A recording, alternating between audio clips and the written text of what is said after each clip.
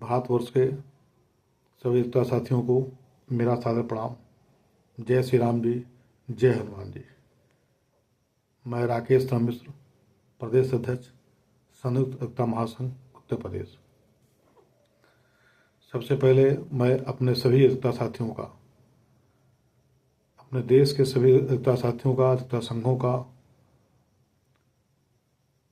संयुक्त एकता महासंघ के एकता साथियों का हृदय की गहराई से आभार व्यक्त करता हूँ कि आप सभी ने नागरिकता संशोधन बिल 2025 को लेकर जो देश भर के एकताओं से हम सभी ने आह्वान किया था कि आप इसका जमकर विरोध करें। बार काउंसिल ऑफ इंडिया ने भी आह्वान किया था, bar council of Uttar Pradesh और तमाम प्रदेशों के बार काउंसिल ने, तमाम एकता संघों ने इसका आह्वान किया था और एकजुटता दिखाते हुए आप सभी ने जो विरोध प्रदर्शन पूरे देश भर में किया वह वास्तव में सराहनीय है। मित्रों, ये घड़ी बहुत ही दुखद है, बहुत ही कष्टकारी है कि हम अधिवक्ताओं को अपना अस्तित्व बचाने के लिए आज सड़कों पर उतरना पड़ रहा है। केंद्र सरकार द्वारा जो अधिवक्ताओं के उन्मूलन का षड्यंत्र रचा गया है वह बहुत ही पीड़ादायक है। 28 तारीख को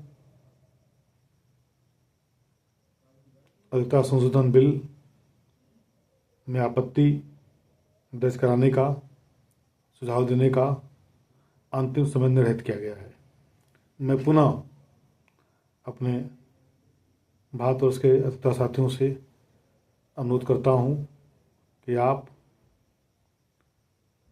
अपनी आपत्तियां, अपने सुझाव, अपना विरोध जो भी दर्ज करा सकें उसे 28 तारीख तक अवश्य दर्ज करा दें और 25 तारीख को जो पूरे देश भर के वकीलों का आह्वान किया गया है कि हम इस बिल के विरोध में बड़े स्तर पर विरोध करें, प्रदर्शन करें, अपनी आवाज़ बुलंद करें, जिससे केंद्र सरकार तक हमारी आवाज़ जाए और उनको समझ में आए कि जो वो बिल लाने जा रहे हैं वो अधिवक्ताओं की अस्मिता को समाप्त करने वाला है। मुझे नहीं समझ में आता है कि भारतीय जनता पार्टी में एक से एक बड़े अधिवक्ता हैं जो पार्टी के बड़े पदों को सुशोभित कर रहे हैं, कद्दावर नेता हैं, वो आखिर खामोश क्यों हैं? उन्होंने अपनी सलाह सरकार को क्यों नहीं दी? उन्होंने इस बिल का अध्ययन क्यों नहीं किया? अगर आज वो अध्ययन किए होते, अपनी सलाह दिए होते और खुल करके अपनी बात रखे होते तो शायद आज हम अधिवक्ताओं को इतने बड़े स्तर पर विरोध करने की आवश्यकता न महसूस होती। जब बार काउंसिल ऑफ इंडिया इस बात को कह रहा है कि हमने जो संशोधन बिल पर आपत्तियां दी थी, जो सुझाव दिए थे, उसका कहीं जिक्र तक इस बिल में नहीं है, तो ये इतना बड़ा धोखा सरकार वकीलों के साथ क्यों कर रही है? जबकि कोई भी पार्टी, चाहे सत्ताधारी पार्टी हो या सत्ता में न हो, अगर वकील उस पार्टी से निकल जाए,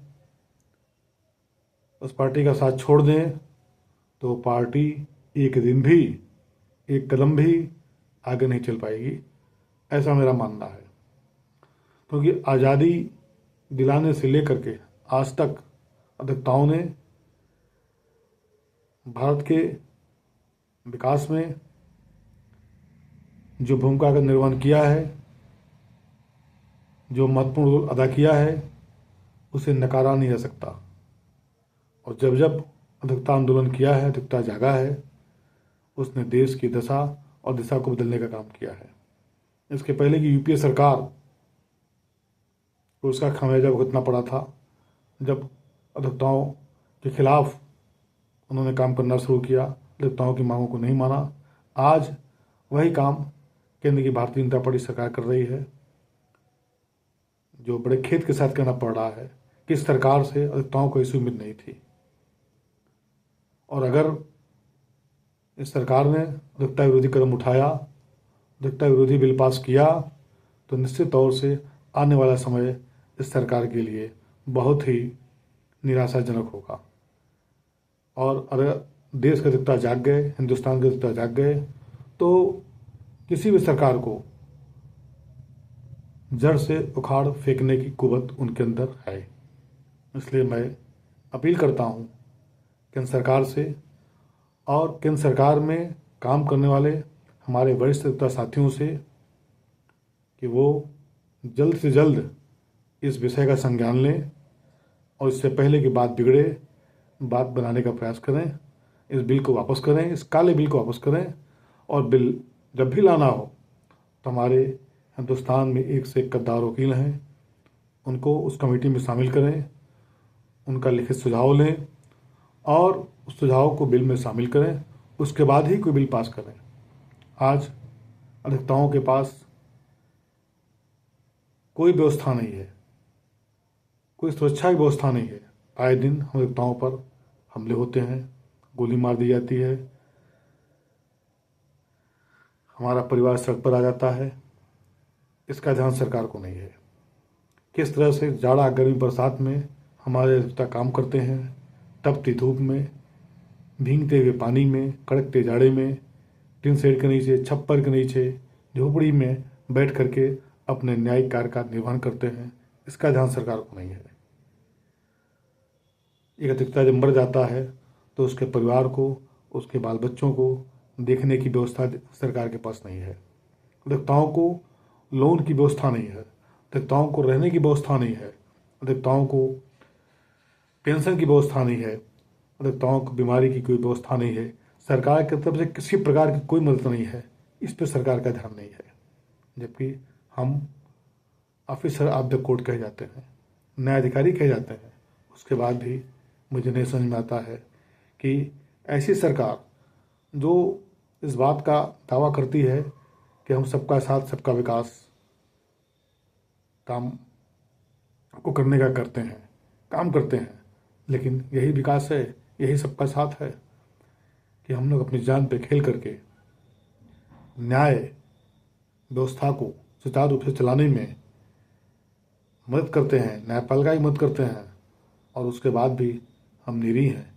हमारे पर ऐसे कानून लादे जा रहे हैं कि हम अपनी आवाज़ नहीं बुलंद कर सकते हैं, हम अपनी बात नहीं कर सकते हैं। संविधान के खिलाफ जा करके हमारा जो फंडामेंटल राइट है उससे कुचलने का काम इस अधिवक्ता बिल द्वारा किया जा रहा है। मैं पुनः अपने साथियों से अनुरोध करता हूं कि आप जम करके इस बिल का विरोध करें, और सरकार से मांग करता हूं कि आप इससे पहले की बात बिगड़े, आप तत्काल इस बिल को वापस लेने की घोषणा करें, जिससे अधिवक्ताओं का गुस्सा शांत हो सके। और पुनः अधिवक्ता साथियों से अनुरोध कि अपनी एकता बनाए रखें। अपनी एकता आप बनाएंगे तो निश्चित तौर से सफलता मिलेगी। तो आवाज़ दीजिए कि अधिवक्ता एकता जिंदाबाद जिंदाबाद। आवाज़ दो, हम एक हैं, आवाज़ दो, हम एक हैं। संयुक्ता महासंघ जिंदाबाद जिंदाबाद। भारत माता की जय, भारत माता की जय। वंदे मातरम, वंदे मातरम। जय हिंद, जय भारत, जय अधिवक्ता, जय अधिवक्ता समाज।